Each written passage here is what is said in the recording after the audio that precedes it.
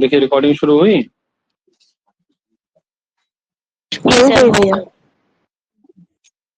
तो आपका पंचम पाद यहाँ पे है। पंचम पाद से आपके ये जो निरुक्ताध्ययन का जो प्रयोजन है, उसका प्रयोजन है, उसको यहाँ बतलाया जा रहा है। क्या बतलाया जा रहा है पंडित जी? में निरुक्ताध्ययन का प्रयोजन है ना। दो ऋषियों के बीच में इसमें चर्चा चलेगी। दो विद्वान हैं, दो विद्वानों के बीच में परस्पर चर्चा चल रही है। एक कह रहे हैं उसके विषय में, एक आचार्य है कौत्स। कौन है एक आचार्य? कौत्स। ठीक है। वो कहते हैं कि जो आपके मंत्र इत्यादि हैं ये कैसे हैं? अनर्थक हैं, अर्थात इनका कोई अर्थ नहीं है, निरर्थक है ये। लेकिन उस बात का खंडन कौन करते हैं आपके? जिनका एक ग्रंथ है। कौन है? आचार्य व्यास। ठीक है। उसी पर्पस में, उसी परिप्रेक्ष्य में हम लोग आगे चर्चा करने वाले। क्या कह रहे हैं? अथापि इदमंतरेण मंत्रेषु अर्थ प्रत्ययो न विद्यते। कह रहे इसके बिना इदमंतरेण मतलब इस निरुक्त के बिना, है ना। इदमंतरेण, अंतरेण मतलब बिना। अरे अंतरा अंतरेण पढ़ते हो ना सूत्र। अंतरा मतलब मध्य में, और अंतरेण माने बिना, है ना। वही कह रहे इदम अंतरेण, इसके बिना मंत्रेषु अर्थ संप्रत्ययो न अर्थ प्रत्ययो न विद्यते। मंत्रों में अर्थ का प्रत्यायन, अर्थ का ज्ञान नहीं होता। ठीक है। किसके बिना? निरुक्त के बिना, है ना। आई कह रहे और कह रहे अर्थम अप्रतीयतः नात्यंतम स्वर संस्कारोद्देश्य है। और जिसको अर्थ का ज्ञान नहीं है, वो अर्थ के विषय में जानकार नहीं है, वो आपका स्वर संस्कार इत्यादि का भी बोध नहीं होता उसको, है। इसीलिए इसको क्या कहा गया है? तदिदम विद्या स्थानम। इसीलिए उसको एक विद्या में स्थान दिया गया। चतुर्दश विद्या है ना आपकी, उन विद्याओं में आता है नहीं? आता है ना निरुक्त। पुराण न्याय मीमांसा धर्मशास्त्रांग मिश्रिता वेदा स्थानानि विद्यालम धर्मस्य च चतुर्दश। याज्ञवल्क्य स्मृति में आता है, आता। तो वहां ये आपका इसमें निरुक्त आता है। ठीक है, ठीक है पंडित जी, है ना। तो इसका विद्या स्थान, इसीलिए इसको विद्या स्थान कहा गया है। और क्या कहा गया? बोले व्याकरण से कार्त्स्नियम। व्याकरण का क्या कहा गया इसको? कार्त्स्नीय। कार्त्स्नीय का मतलब जानते हैं? हैं? कार्त्स्नीय मतलब उसकी पूर्ति करने वाला। इसके बिना व्याकरण अधूरा है, समझे। और जब वैदिक शब्दों की आप व्याख्या करेंगे, करेंगे या मतलब व्याख्या, तो आपको किसकी आवश्यकता लगेगी? निरुक्ति की आवश्यकता लगेगी आपको। ठीक है। तो ये व्याकरण का क्या है? कार्त्स्नेय है। ये प्रश्न सीधा सीधा ऐसा बन चुका है, बहुत सरल प्रश्न है। व्याकरण का कार्त्स्नेय को से कहा जाता है। तो शिक्षा, निरुक्त, प्रातिशाख्य, छंद, ऐसा करके आपसे प्रश्न बनता है। ठीक है, तो पता है ना किसे कहा गया है? निरुक्त को। ठीक है जी। क्या कह रहे हैं? स्वार्थ साधकम च। और कैसा है? अपने अर्थ, अर्थात उस वेद के जो अर्थ है उनका भी अर्थ का सिद्ध करने वाला है। अब यहां तक इनकी बात ये यास्क की रही। अब वही कौत्स जी सुन रहे थे इस बात को बैठे हुए। कौन सुन रहे थे? आचार्य कौत्स सुन रहे थे।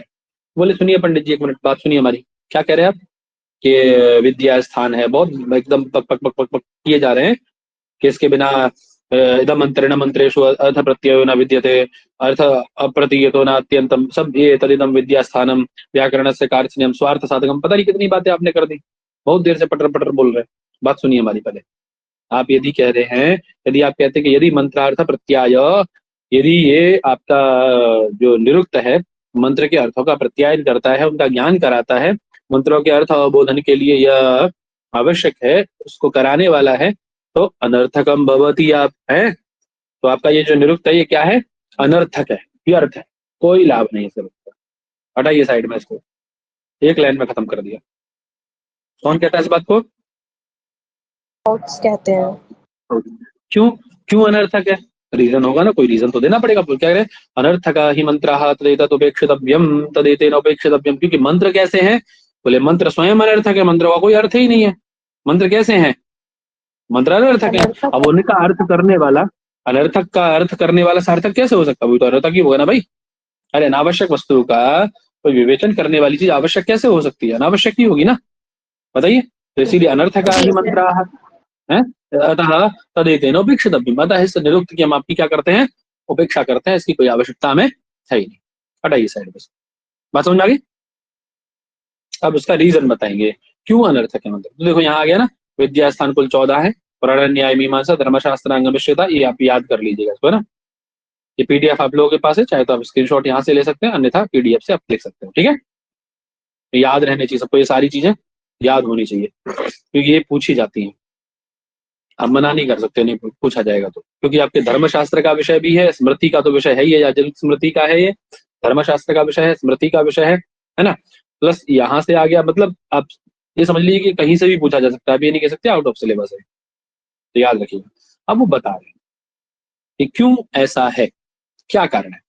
तो 6 उसके कितने रीजन देंगे, उसके 6 रीजन देंगे। आगे देखिए, पढ़ते हैं क्या कह रहे हैं।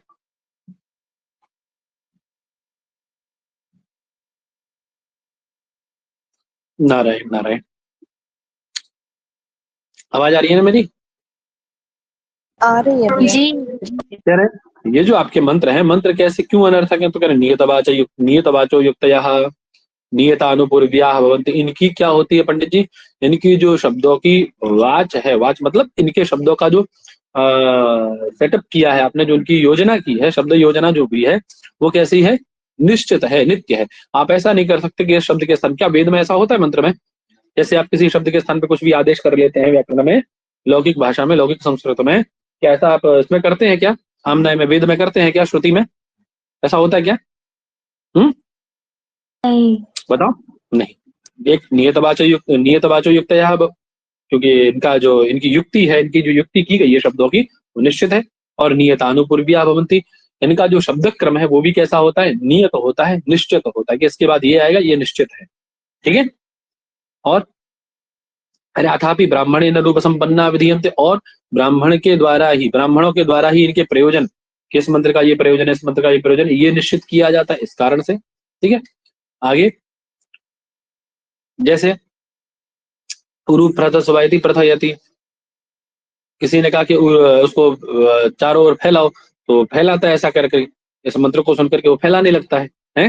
प्रोहाणी इति प्रोहति, किसी ने कहा इसका प्रोहन करिए, प्रोहन मतलब इसमें थोड़ा सा बल लगाइए, बल का प्रयोग करिए, तो कोई उसको सुन करके प्रोहाणी सुन करके प्रोहन करता है उसका, है। तो जैसा ब्राह्मणों ने जैसा उनका निर्देश किया है, उसी के प्रयोजन के रूप में उनको निश्चित कर दिया गया है, इस कारण से। और आगे कारण बोले अथापि अनुपन्नार्था भवन्ति, और बोले इनके अर्थ भी अनुपन्न होते हैं। अनुपन्न मतलब असंगत होते हैं, सिमिलर नहीं होते हैं, असंगत होते हैं।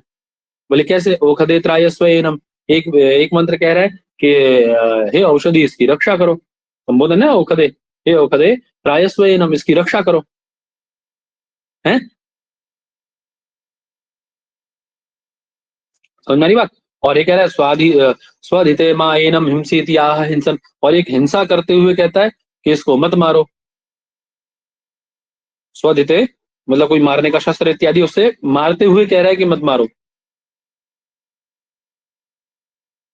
तो अनुपन्न अर्थ है कि नहीं इनका, बोलिए। नियतवाचो युक्तयः नियतानुपूर्व्याः ब्राह्मणेन रूप संपन्नाः और अनुपन्नार्थाः, 4 हो गए। समझ में आया चारों? भाई आवाज आ रही है मेरी? जी भैया। समझ में आया नहीं आया? आगे अथापि विप्रतिषिद्धार्था भवन्ति, और भी क्या होते, बोले विरोध अर्थ वाले होते, परस्पर विरोध होता है इनके अर्थों में, विरोधी अर्थ वाले होते हैं। बोले कैसे, बोले एक एव रुद्रो अवतस्थे न द्वितीया, एक मंत्र कहता है कि एक ही रुद्र है, दूसरा है ही नहीं, एक एव रुद्र, एक मंत्र तो ये कह रहा है, अब दूसरा कह रहा है कि असंख्याता सहस्राणी जो रुद्र, दूसरा मंत्र क्या कहता है कि असंख्याता सहस्राणी रुद्र, कि असंख्यात सहस्र, असंख्य हजारों सहस्र रुद्र है पृथ्वी पर, हजारों हजारों रुद्र है। तो एक मंत्र तो एक ही रुद्र बता रहे कि एक एव रुद्र न द्वितीय, तो विरोध है कि नहीं, तो आपके मंत्र विरोध अर्थ वाले होते हैं। बात समझ आ रही है? जी भैया।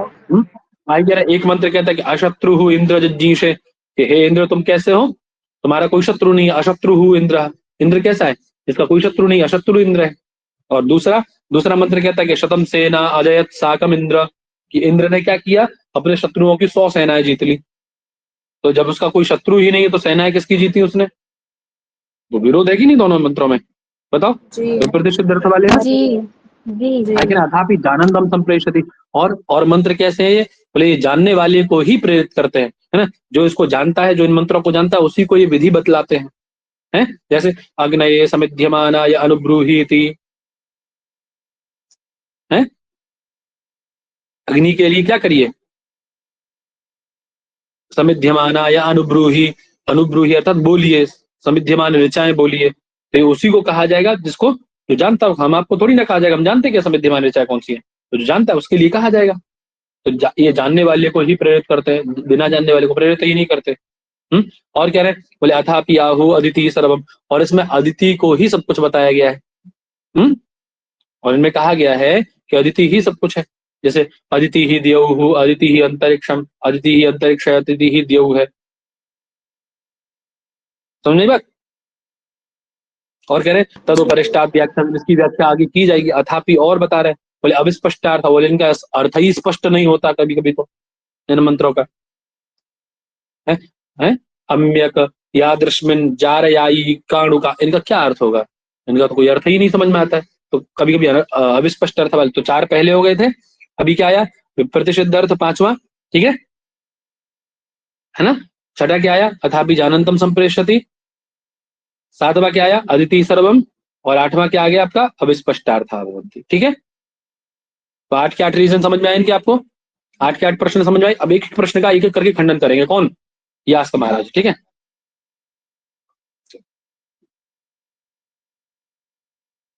देखो ये लिख रहे हैं ना, अब उत्तर पक्ष आरंभ होगा जिसमें प्रत्येक तर्क काटा जाएगा। जो 8 तर्क दिए ना, उन 8 तर्कों को यहाँ काटेंगे हम, है ना। ठीक है, आवाज आ रही मेरी। जी भैया।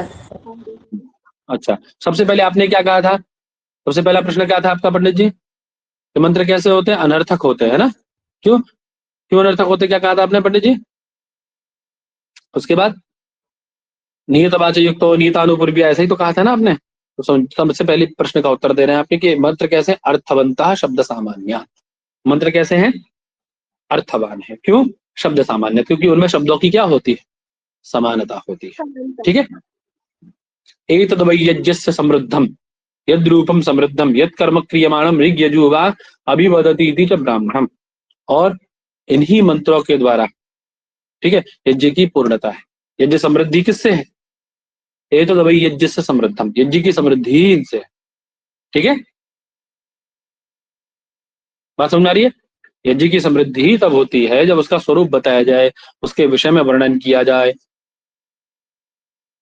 ठीक है, और कह रहे हैं यद रूप यद कर्म क्रियमाणम, जो कर्म किया जाना है, जो कर्म होगा, उसके विषय में कौन बताता है, बोले ऋग यजुर्वा अभिवदति, ऋग वेद यजुर्वेद ये सब बताते हैं। ऐसा कहाँ कहा गया, बोले ब्राह्मणम इति वदति, ब्राह्मणम ब्राह्मण ग्रंथों में कहा गया। समझ में आई बात।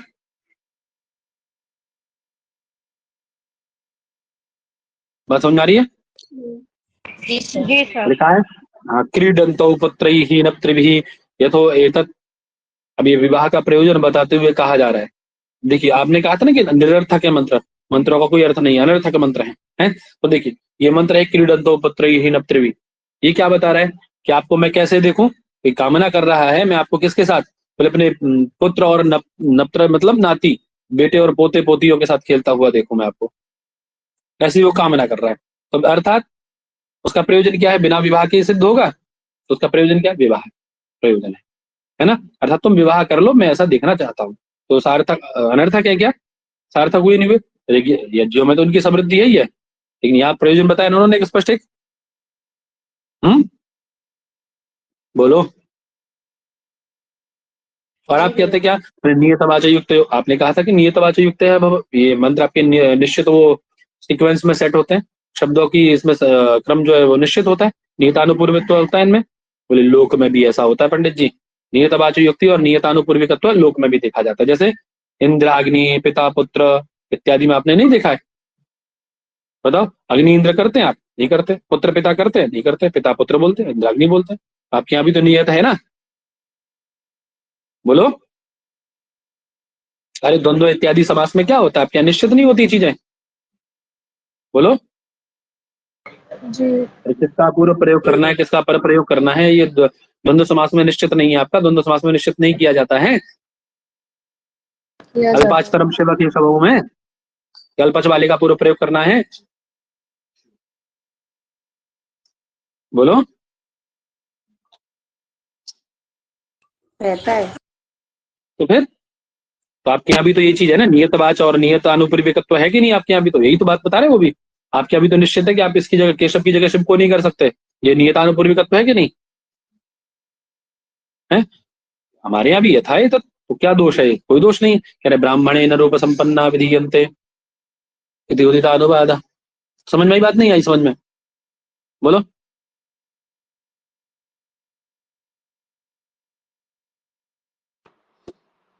आवाज आ रही है भाई मेरी? आ रही है। आ रही है। अब कह रहे ब्राह्मणे रूप संपन्ना विधीयन्ते, बोले ब्राह्मणों के द्वारा उनके रूप संपन्न बताया गया। रूप संपन्न मतलब उनके विषय में बताया गया। ब्राह्मण ग्रंथों में नहीं कहा गया पंडित जी? वो बता रहे थे ना ब्राह्मण ग्रंथ कह रहा हूँ। ब्राह्मणों ने अभी पीछे तीसरा प्रश्न क्या था उनका? अरे ब्राह्मणों ने के कर्म के विषय प्रयोजन के विषय में निश्चय किया है? तो ऐसा है पंडित जी, उदिता अनुवाद सभवती। ये कैसा अनुवाद है? उदिता अनुवाद है। उदिता अनुवाद मतलब हमने अलग से कहीं से नहीं लाया, ये आपके यहाँ भी होता है, ऐसा ही हम करते हैं। ये आवृत्ति की गई है, ठीक है? ऐसा ही होता है, समझ गए ना? उदिता अनुवाद है। आगे आपने कहा था अनुपन्नार्था भवन्ति, इनका कोई अर्थ उपपन्न नहीं है। अरे वो हिंसन करते हुए हिंसा करने के लिए मना करता है वो खदित्राय स्वयं, ये उदाहरण थे ना इसी में अनुपन्नार्था भवन्ति में। इनका अर्थ उपपन्न नहीं, अर्थ है कि स्थिर ही नहीं है।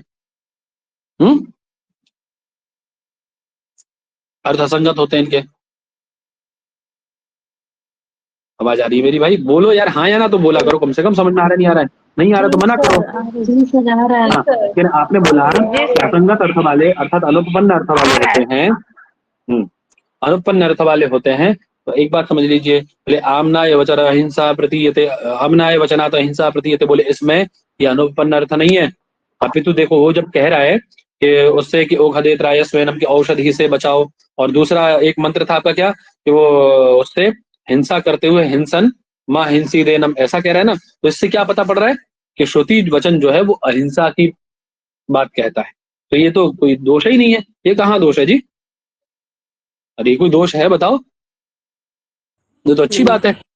यहाँ तो श्रुति से ये पता पड़ रहा है कि हाँ हम लोग अहिंसावादी लोग हैं, है कि नहीं?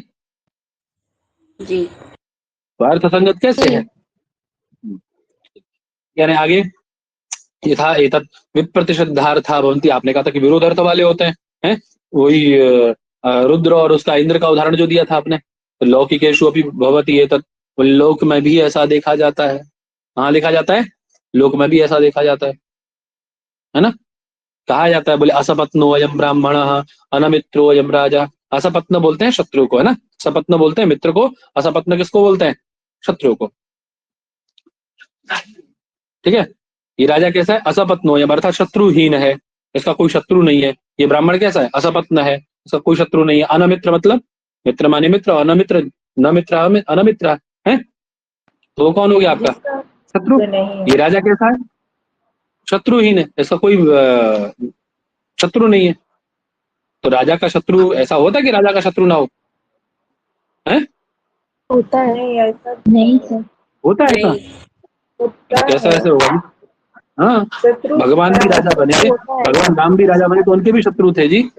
राजा है मतलब शत्रु होगा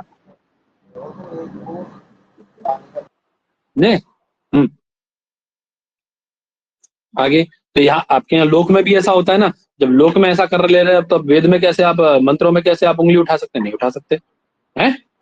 और क्या जानंतम, और ये आप कह रहे हैं कि मंत्र जानंतम संप्रेषति, कि मंत्र जानने वालों को ही उस कार्य में प्रेरित करते हैं। तो आप बताइए, जानंतम अभिवादयते जानते मधुपर कप्राह यथा एतत्, है? तो बोले ये जो जानकार है उसके उसके प्रति ये तो उसका वो है, श्रेष्ठता प्रकट की जा रही है भाई, जो जानता है कार्य। अब ये बताओ, अभी भोजन बनाना हो तो भोजन बनाने के लिए किससे कहा जाएगा? क्या आपके छोटे भाई से कहा जाएगा जिसको पता नहीं है? छोटी बहन से कहा जाएगा जो आता ही नहीं जिसको? यदि शाक बनाना है, कोई स्पेशल शाक बनाना है, जिसको रेसिपी पता है उसी को तो कहा जाएगा भाई। ऐसा तो नहीं किसी भी राह चलते व्यक्ति को तुम बना के बताओ, है? तो ये तो जानने वाले के प्रति हमारा शिष्टाचार है, अभिवादन है ये उसके प्रति। तो जानंतम अभिवादयते है, जानने वाले को ही मधुपर्क इत्यादि के प्रयोग के लिए कहा जाता है। जिसको पता ही नहीं मधुपर्क क्या, वो क्या करेगा? है? बताओ। जी भैया। जानने वाले के सामने ही, उसके ही समक्ष मधुपर्क इत्यादि के विषय में कहा जाता है। आगे कह रहे पर आपने कहा था अदिति सर्वमिति, कि हाँ अदिति ही सब कुछ है। तो लोकेशु अपि ये तत्, लोक में भी ऐसा होता है। सर्वरसाः अनुप्राप्तः पानीयम, बोले आपके यहाँ सारे रस कहाँ प्राप्त होते हैं? सारे रस किस में है? जल में। जल में। तो हमारे अदिति सब कुछ नहीं हो सकती? हो सकती है, क्या दिक्कत है उसमें?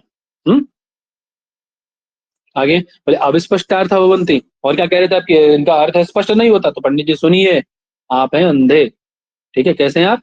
अंधे हैं, आपको, आप दृष्टि बाधित हैं, आपकी दृष्टि नहीं है। आप जांच कराइए आंखों की जाके अपने, है चश्मा शश्मा पहनिए। अरे ये रात में किसी अंधे व्यक्ति को या दिन में किसी अंधे व्यक्ति को दिखता नहीं है, जिसको नेत्रहीन व्यक्ति को, अगर वो जाकर के दीवार से टकरा जाए तो किसका दोष है इसमें? ये बताओ, उस दीवार का कि वो बीच में आ गई? किसका दोष है जी? जिसको दिखता नहीं है। अंधे व्यक्ति का। अंधे व्यक्ति का दोष, वही कह रहे हैं, वही कह रहे हैं। ये नई स्थाणु अपराधा यदेनम अंधो न पश्यति, ये स्थाणु का अपराध नहीं है कि उसको अंधा व्यक्ति नहीं देख सकता है। ये किसका अपराध है? पुरुष का अपराध है। आप अंधे हैं महाराज, आपको यदि उन शब्दों के अर्थ नहीं दिखाई दे रहे हैं तो ये आपका ये उन शब्दों का दोष नहीं कि ये नहीं कि वो अनर्थक हैं। आप अंधे हैं इसीलिए आपको नहीं दिखाई दे रहा, आपका ज्ञान कम है, थोड़ा सा ज्ञान बढ़ाइए आप। वही कह रहे हैं, यथा जानपदीषु विद्याता पुरुषो विशेषो भवति परोवर्यवित्सु तो खल वेदित्रिषु भूयो विद्या प्रशस्यो भवति। अर्थात जानने वाला व्यक्ति सब चीजें जानता है, ये आपका दोष है। बात समझ आ गई भाई? आवाज आ रही मेरी? आ रही है। वही कह रहे हैं, पुरुष यथा जानपदीषु विद्याता पुरुष विशेषो भवति, बोले एक ही जगह पर रहने वाले लोगों में जिसके पास विद्या अधिक होती है, जिसके पास ज्ञान अधिक होता है, वह श्रेष्ठ होता है ना? समझ नहीं बात है? अब सबको सब कुछ का ज्ञान नहीं होता ना। अरे आप किसी विषय में श्रेष्ठ हैं, अन्य कोई किसी विषय में श्रेष्ठ है, अलग अलग विषय होता है ना। तो ऐसे ही वेद में भी जरूरी नहीं है आपको सारे अर्थों का ज्ञान हो सकता है आपको कुछ अर्थों का ज्ञान ना हो, किसी को कुछ अर्थों का ज्ञान हो, आपको नहीं होगा। आप जाके पढ़िए उन अर्थों को, ये कैसे कह देंगे आपके अनर्थक है? बोले हमको हरा दिख रहा है तो हरा ही हरा है सब कुछ।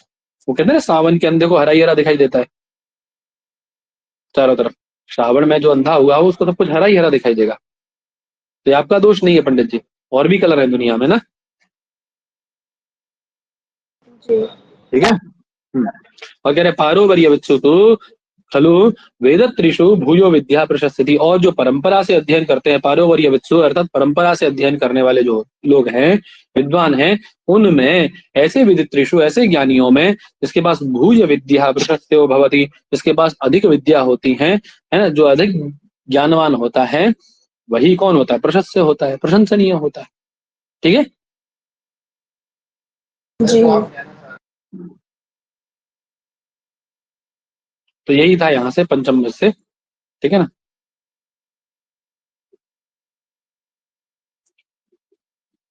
राम राम राम राम राम राम राम।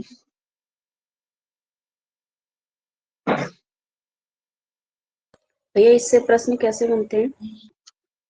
सामान्य वही पूछा जाएगा आपसे, जो उदाहरण दिए हैं ना, उसमें उदाहरणों को याद रखिएगा, ठीक है जी जी भैया।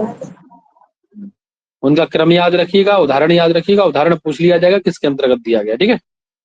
अब निर्वचन की बात आती है। किसकी बात आती है पंडित जी? निर्वचन की। तो निर्वचन आपके में आया है ना? तो बोलिए महाराज, निर्वचन विषय है ना, उसमें लगा हुआ है ना? जी जी जी भैया है भैया।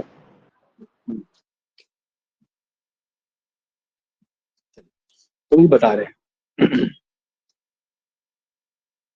अथ निर्वचन तद येषु पदेषु स्वर संस्कारौ समर्थौ प्रादेशिकेन गुणेन अन्वितौ स्याताम् तथा तानि निर्ब्रूयात्। अथ अनन्विते अर्थे अप्रादेशिके विकारे अर्थनित्यः परीक्षेत केनचित् वृत्तिसामान्येन अविद्यमाने सामान्येनापि अक्षरवर्णसामान्यात् निर्ब्रूयात्, न तु एव न ब्रूयात्। न संस्कारम् आद्रियते विषयवत्य ही वृत्तयः भवन्ति यथार्थः विभक्ति समन्वयेत। समझिए, निर्वचन शब्द का अर्थ क्या है पहले बताएगा मुझे कोई? बोलिए।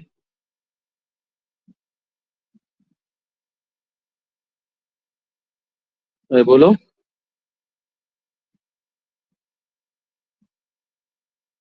शब्दों की व्युत्पत्ति किस प्रकार से हुई है ये अरे बताते हैं। हाँ, व्याख्या होती है भैया। करके हाँ वही तो है, और क्या है जी? व्याख्या करना वही निर्वचन है। निर्वचन मतलब व्याख्या। फिर तो येषु पदेषु, जिन पदों में क्या स्वर संस्कार है, स्वर संस्कार व्यक्ति कौन स्वर है आपके? उदात्तादि स्वर है ना, ठीक है, उदात्तादि स्वर, उनका संस्कार, उदात्तादि स्वर जो भी प्रकृति प्रत्यय उसका संस्कार किसके अनुसार? व्याकरण के अनुसार है ना, स्वर संस्कार व्याकरण व्याकरण के अनुसार है ना, व्याकरण के अनुसार जहां किया गया है, ठीक है, अथवा समर्थो प्रादेशिकेन गुणेन अन्वितो स्याताम, अथवा किसी व्याकरण के नियम से किसी क्रिया के कारण उसको कोई और नाम दिया जाता है, जैसे राजन इत्यादि है ना, राजा इत्यादि ये नाम है सारे ना। जी बात समझ आ रही है? ठीक है, वही कह रहे हैं, समर्थो प्रादेशिकेन गुणेन अन्वितो, वह अपने प्रादेशिक गुण से, अब जो जिस कारण से उसको कहा गया है क्या गुण है, अब क्यों उसको नदी कहा गया है, क्यों उसको राजा कहा गया, ये कारण होगा ना, उसका कोई प्रादेशिक गुण होगा ना उसमें, क्यों जी? इसी कारण से तो उसको दिया गया है ना। जी और जो नाम दिया गया है उस क्रिया के, जैसे मान लीजिए जैसे कोई नदी नाम दिया गया, या कोई भी मतलब ऐसा कोई नाम बताइए जो व्युत्पत्ति जिसकी आपको याद हो, बताओ। जैसे आचार्य शब्द है, आचारम ग्राहयति है, आचिनोति अर्थान, आचिनोति बुद्धि, तो ये जो आपको आचार्य शब्द में जो क्रिया ली गई है ना, जो क्रिया ली गई वो क्रिया कैसी है, वो धातु कैसी है, उन अर्थों को उन गुणों को अनुगमन करने वाली है कि नहीं? जी भैया है। तो वही कह रहे हैं, गुणेन अन्वितौ स्याताम तथा तानी निर्ब्रूयात, उनको क्या किया जाएगा पंडित जी? तानी निर्ब्रूयात, उनका निर्वचन किया जाएगा, ठीक है, उनको कहा जाएगा, है ना, उन्हीं के अनुसार। जो जिस विकार से युक्त है, जिस गुण से युक्त होते हैं, गुणेन अन्वितौ तथा तानी निर्भूयात, जिस गुण से युक्त है उनको उसी गुण से युक्त होकर के बताया जाएगा। और कह रहे हैं अथ अनन्वित अर्थे अप्रादेशिके विकारे अर्थ नित्यः परीक्षेत केनचित् वृत्ति सामान्येन। बात समझ में आई?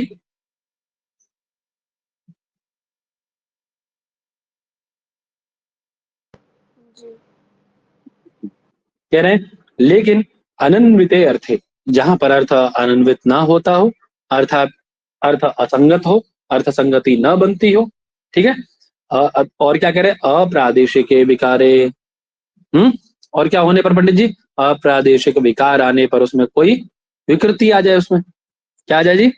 कोई परिवर्तन, विकृति मतलब अरे कोई आदेश इत्यादि होकर के विकृति आई, कोई उसका हाथ पैर खराब थोड़ी ना होगा पंडित जी, विकृति कैसे आएगी? किसी के स्थान पर कोई आदेश हो जाएगा, ये तो विकृति है ना, अप्रादेशिक विकृति, उसका विकार आने पर, है ना, कोई परिवर्तन हो जाने पर, ठीक है, विकारे अर्थ नित्य, मतलब ऐसा विकार, विकार कब कहा जाएगा? यदि व्याकरण की संगति से युक्त है, व्याकरण के अनुसार है, ठीक है, तब तो ठीक है, कोई दिक्कत ही नहीं है, लेकिन व्याकरण के विपरीत यदि कोई होता है तो वो विकृति है फिर। बात समझ आ रही है ना? तो ही कह रहे हैं अप्रादेशिक विकारे, ऐसा विकार आने पर, व्याकरण से अतिरिक्त कोई आदेश इत्यादि हो जाने पर, व्याकरण से विपरीत कुछ हो जाने पर, है ना, व्याकरण से सम्मत न होने पर, और विकारे अर्थ नित्य परीक्षेत केनचित् वृत्ति सामान्येन,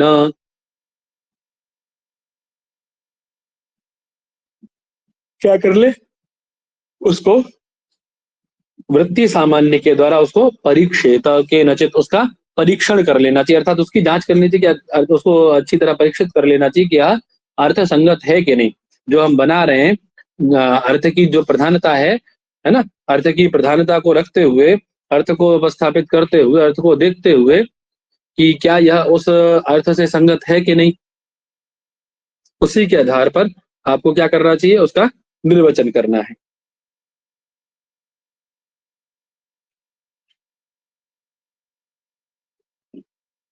और क्या कह रहे हैं, बोले अविद्यमाने सामान्य भी अक्षर वर्ण सामान्य निर्ब्रूयात। बोले मान लीजिए यदि समानता न मिले तो, यदि अर्थ की समानता, आपने कहा कि अर्थ की समानता देख करके अर्थ रीत्या परीक्षेत, है ना, वृत्ति सामान्य अर्थ रीत्या परीक्षेत के निचित, आपने ये कहा कि अर्थ की समानता देखिए उसके साथ में और फिर उसका निर्वचन करिए। लेकिन यदि अविद्यमाने सामान्य, यदि अर्थ की समानता न मिलती हो तो क्या करें, समझ आ रही बात, यदि अर्थ की समानता न मिले तो क्या करें, तो कह रहे अक्षर वर्ण सामान्य निर्भुर्यात। बोले अक्षर और वर्णों की यदि समानता, मान लीजिए जैसे आप कह रहे आपने व्युत्पत्ति की आचार्य शब्द की, ठीक है, आचार्य शब्द का आपने निर्वचन किया। अब आचार्य शब्द का जब निर्वचन आप कर रहे हैं, आचिनोति अर्था नाचिनोति बुद्धिम, अब वहां आपका अर्थ तो मिल नहीं रहा, यहाँ तो अर्थ मिल रहा है, हालांकि बुद्धि अच्छे ज्ञान देने वाला सब अर्थ मिल रहा है, वहां तो अर्थ की साम्य है, अर्थ साम्य है।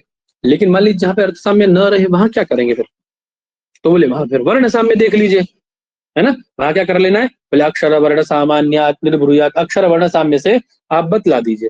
ठीक है, एक मिनट रुकिएगा।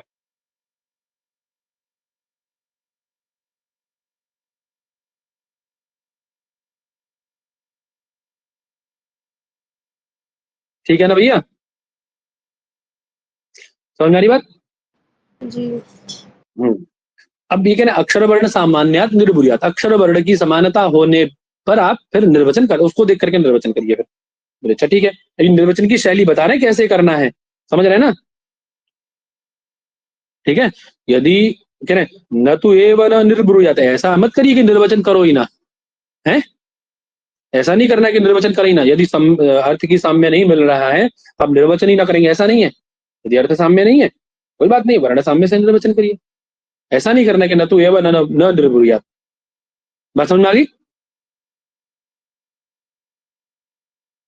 ठीक है, अगर न संस्कार आद्रियते, अच्छा अब क्या है, यदि व्युत्पत्ति बनाने के लिए हम संस्कार, संस्कार शब्द जहां भी आया आप समझ लो व्याकरण की चर्चा हो रही है ना। यहाँ भी बताया था ना मैंने, स्वर संस्कार अर्थात स्वर का जो व्याकरण के द्वारा संस्कार, यहाँ भी बताया था मैंने बात।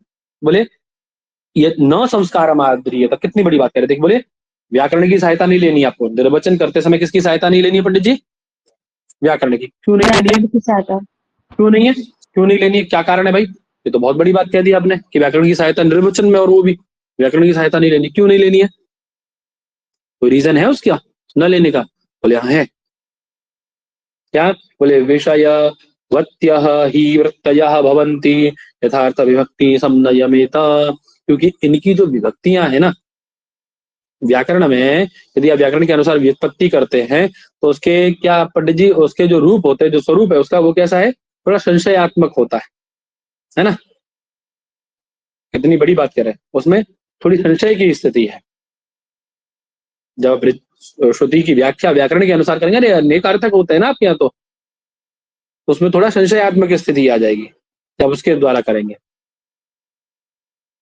ठीक है, तो बोले फिर क्या करें, बोले यथार्थ व्यक्ति समन्वयमेता, बोले अर्थ के अनुसार, जैसा अर्थ आपको लग रहा है उसके अनुसार आप व्यक्ति का ऊह कर लीजिए, विपरिणाम कर लीजिए निर्वचन करते समय। बात समझ में आ गई, समझने वाला था खाली बस।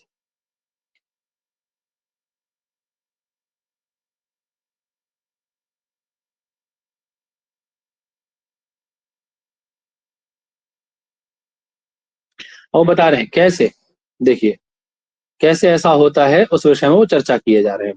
कह रहे प्रत्तम अवत्तम इति धात्वादी एवं विशिष्यते। अब देखिए प्रत्तम और अवत्तम क्या शब्द है, दो प्रथम अवत्तम। हाँ, यहाँ केवल क्या शेष बचा रहे हैं, क्या कह रहे हैं, केवल क्या शेष रहता है इसमें, प्रत्तम अवत्तम इत्यत्र धातु आदि।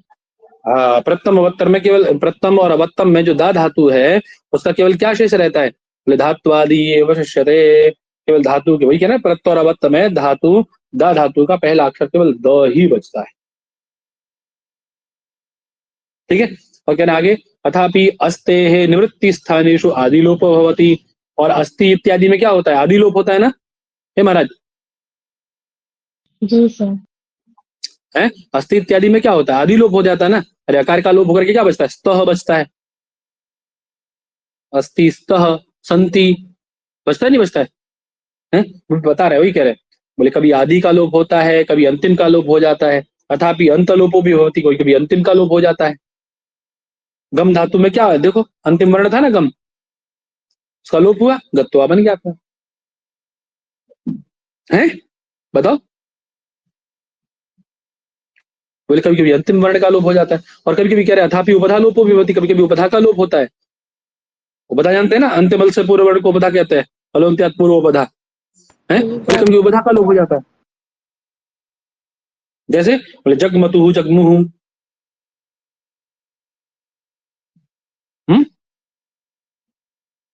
अरे जगमतु में किसका लोप हो गया, गम धातु थी ना आपकी, गम धातु के आकार का लोप हो जाएगा। उपधा कौन है, गम धातु में कौन उपधा है बताओ।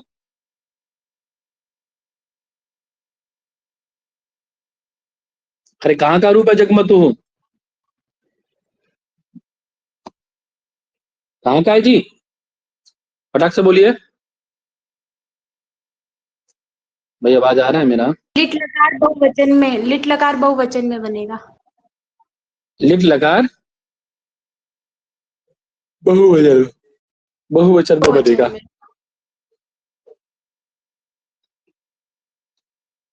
तब देखिए जगमतु या जगमुहु बनेगा। दोबारा बोलो एक बार, क्या बोल रहे थे भाई, जगमतु द्वितीया में हाँ, द्वितीया द्विवचन द्विवचन में जगह जगमतु जगमुहु, में। हाँ हाँ हाँ, प्रथमा द्विवचन। हाँ,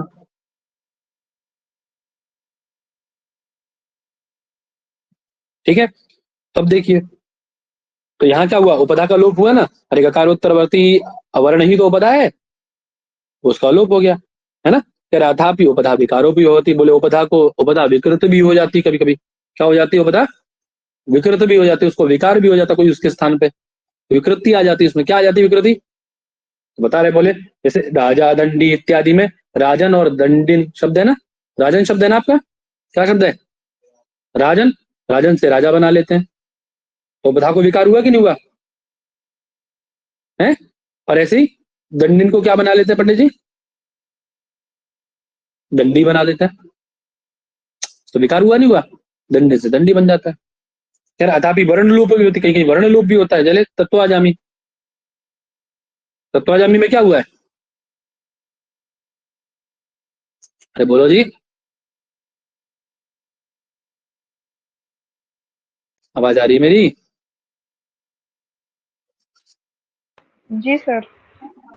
बोलते काहे नहीं हो आप लोग यार, लोप क्या हुआ बोलो। किसका, किसका लोप हुआ बताओ। अरे तत्वा में क्या है, त्वाम शब्द है ना, ये त्वाम है यहाँ पे, त्वाम अब किसका लोप हुआ बताओ,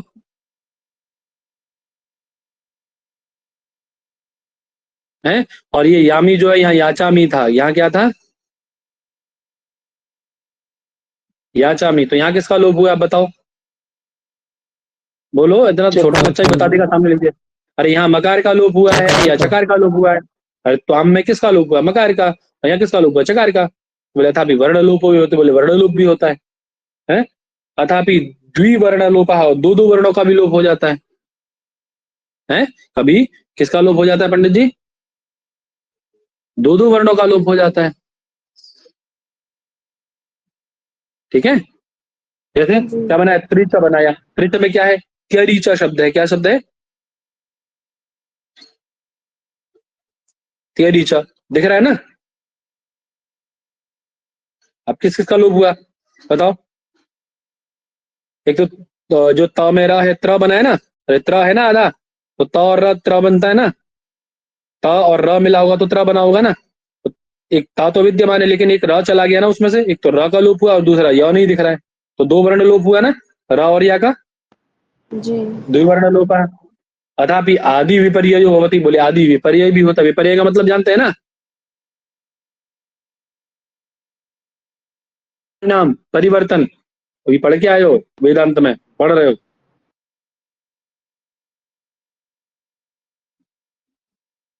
भाई याद है कुछ नहीं याद है बोलो।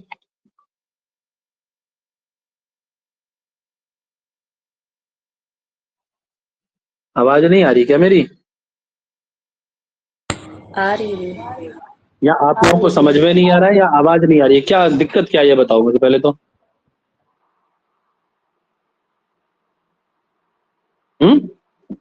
तो बंद कर दें? हो गया, पर्याप्त है? कुछ तो बताओ। आवाज है आ रही है आपकी। तो समझ नहीं आ रहा है या क्या हो क्या गया? समय पूरा हो गया, क्या हो गया? बोल क्यों नहीं रहे हो फिर? ना बोलने का कारण बताओ ना। आवाज आ रही है, सब कुछ ठीक है, फिर क्या दिक्कत क्या है? समझ में नहीं आ रहा है आ रहा है महोदय। तो बोल काहे नहीं रहे हो? चलो, कह रहे अथापि आदि विपर्य भी होता था, तो आदि वर्ण को विपरिणाम भी हो जाता है, जैसे ज्योति और घन, है ना? क्या बनाया? म्यूट कर लीजिए भाई। ज्योति और घन, है ना? ज्योति बनता है आपका द्युत दीप्त धातु है। कौन धातु है? द्युत धातु है, ठीक है। और घन कैसे बनता है? हन से, ठीक है। तो अब ह को घ हुआ और द्युत को क्या हुआ? दिख रहा है ना अंतर? तो दकार को जकार हो गया, तो आदि विपर्य हुआ ना। आदि वर्ण के स्थान पर कोई आदेश हुआ है ना? हुआ कि नहीं हुआ? ये बताओ बस मुझे, हाँ कि ना। हुआ है। जी महोदय। है जी सर, ऐसे हुआ ही? है। हाँ, ऐसे ही देखो, विदिर विदारण्य धातु है। विदिर विदारण्य धातु से क्या बनता है आपका? बिंदु बनता है। तो भेद था धातु, ईर का ईर संज्ञा वाच्य से ईर का लोप हो जाएगा। विदिर में भकार को क्या हो गया? वह हो गया। देखो, तो ये आदि विपर्य हुआ कि नहीं हुआ? आदि वर्ण को विपरिणाम हुआ ना, भाको वह हुआ। ऐसे ही वट था, कौन था? वट। वट को क्या हुआ? वाह हुआ। तो आदि विपर्य, ये भी आदि विपर्य हुआ। समझ में आई बात ना? आदि विपर्य के उदाहरण याद हुए? सब याद रखने हैं या उदाहरण आते हैं? ज्योति घन बिंदु वट कौन में से आदि विपर्य का उदाहरण नहीं है? पूछ लिया जाएगा आपसे, कह रहे हैं अथापि आद्यंत विपर्योपि भवति। हालांकि रट सकते हो, लेकिन समझ लोगे तो अच्छा रहेगा। वहां प्रश्न आएगा तो समझ के कर दोगे, इसीलिए समझा रहा हूं। अब आद्यंत विपर्य मतलब आदि में भी विपरिणाम और अंतिम में भी विपरिणाम, दोनों तरफ परिवर्तन होगा उसके, ठीक है। जैसे क्या है? स्तोककः, क्या बनाया उन्होंने? स्तोकः शब्द होगा। हाँ, स्तोकः शब्द होगा। स्तोका एक ककार अलग है, अधिक है। स्तोकः है, तो धातु क्या है? श्रुत धातु है। कौन धातु है? श्रुत धातु है। तो देखिए, आदि और अंत दोनों को विपर्य हुआ कि नहीं? दोनों को परिवर्तन हुआ कि नहीं हुआ श्रुत में? है, बताओ। जी सर। दोनों तरफ विपरीत परिणाम दिखाई दे रहा है। ऐसी रज्जु में देखो, सृज विसर्गीय धातु है। कौन धातु है? सृज धातु है। सृज आदि अंत विपर्य दिख रहा है कि नहीं दिख रहा है? स्पष्ट दिख रहा है ना? जी। ऐसी सिकता आया। सिकता कैसे बनता है? बोले कस धातु है। कौन है? कस। कस से सिकता बना, तो यहां भी आदि अंत विपर्य दिखाई दे रहा है आपको ना? नहीं दिखाई दे रहा? बताओ। तरकुह बना। तरकुह कृत से बनता है। किससे बनता है? कृत से। दिख रहा है ना? किससे बनता है? लाल ले लो, चलो। कृत से बनता है। तो यहाँ आद्यंत विपर्य दिख रहा है, दिख रहा है? स्पष्ट दिखाई दे रहा होगा। किसी अंधे व्यक्ति से पूछो, वो भी बता देगा, है। और कह रहे अथापि अंत व्यापत्ति अपि भवति। बोले कहीं कहीं अंत में भी व्यापत्ति होती है। व्यापत्ति मतलब कहीं कहीं अंतिम में भी परिवर्तन होता है। पहले आदि विपर्य है, फिर आद्यंत विपर्य है, अब अंतिम विपर्य की बात कर रहे हैं, ठीक है। जी सर। बात समझ में आ गई? जी सर। जी भैया।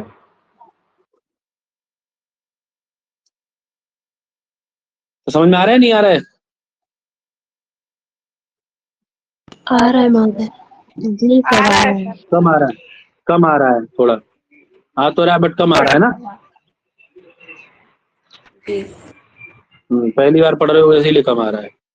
ध्यान से पढ़ोगे तो आएगा, थोड़ा ध्यान से पढ़ो तो आ जाएगा,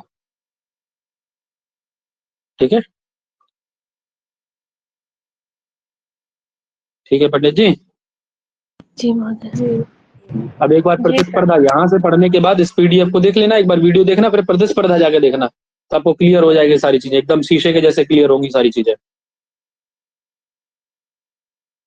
चलिए, अब अंतिम विपर्य की बात हुई ना। बोले कुछ जगह क्या होता है पंडित जी? बोले अंत विपर्य भी होता है। जैसे ओघ, मेघ, नाद, गाध, वधु, मधु इत्यादि किसके उदाहरण है? सब अंतिम विपर्य मतलब अंतिम शब्द को भी परिणाम होता है कुछ तो। ठीक है, जैसे वह धातु है, वह को क्या बनाया, वह से क्या बनाते हैं आप, ओघ बनाते हैं? मीह से क्या बनाते हैं, मेघ बनाते हैं। तो अंतिम शब्द को विपर्य हो रहा नहीं हो रहा? देखो, न धातु से नाध बनाते हैं, है ना, गाह से गध बनाते हैं, वह से वधु बनाते हैं, मद से मधु बनाते हैं। तो अंतिम वर्ण को विपर्य हुआ कि नहीं हुआ सब जगह? बताओ, जी सर। बोलो। आगे क्या कह रहे हैं? और बोले अथापि वर्णोपजनः, और क्या होता है पंडित जी? बोले कहीं वर्णोपजन भी होता है। वर्णोपजन मतलब वर्ण का आगम भी होता है कहीं कहीं। ठीक है, जैसे बता रहे हैं, आस्थ द्वार भरुजा इति, अर्थात आस्थत अस धातु है ना, आसत में कौन धातु? अस धातु है। अस धातु में कौन आया बीच में? अरे थ का आगम हुआ ना, है? जी बोलो। सर, खाता है। हाँ, ऐसी व्री धातु है, द्वार बनाए तो व्री धातु में स्पष्ट दिखाई दे रहा है आगम आपको। ऐसी भरुज में भ्रज धातु, भ्रज के, है ना, ऐसे भ्रज में देखो सकार का आगम दिखाई दे रहा होगा, रुका सॉरी कह रहा हूं। तो ये आगम की समझ में आई बात ना? वर्णोपजन समझ में आया? जी उपजन सर। का, उपजन शब्द का अर्थ याद रखना, उपजन मतलब आगमन। ठीक है, आगमन। ठीक है, जी सर। हाँ। जी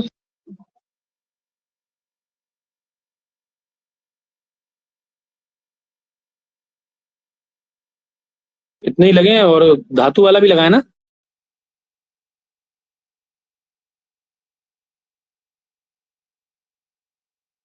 समझ में आया ना सबको? जी सर।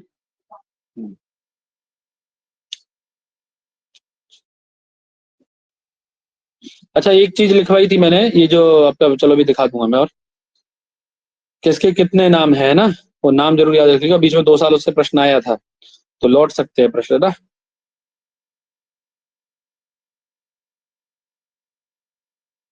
पृथ्वी के कितने नाम है और उसके कितने नाम है, ऐसा करके उनसे प्रश्न आ चुका है 1-2 बार।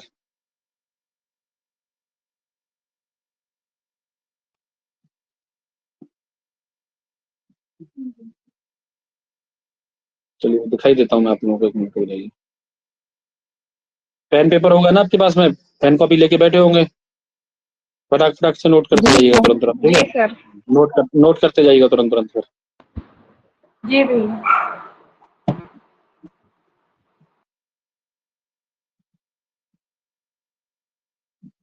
चलिए, सबसे पहले है एकविंशति पृथ्वी नामानी। पृथ्वी के नाम कितने हैं? 21। ठीक है,